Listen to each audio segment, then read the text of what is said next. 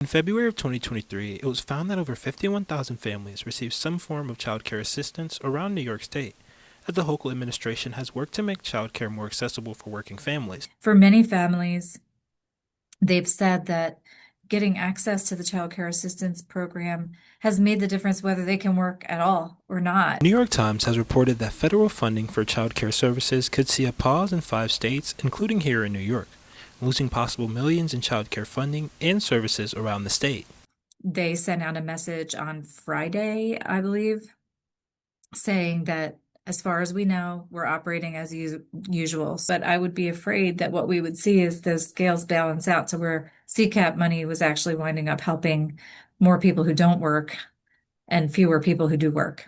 Lawler, who works with children and families with ProAction Steuben's, says she most often sees working families who may need CCAP.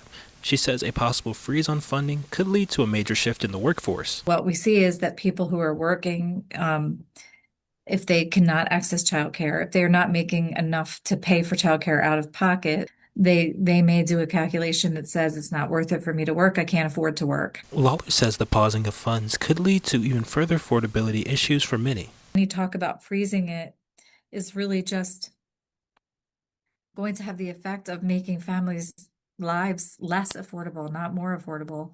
Dante Brown, Big Fox News, Steuben County.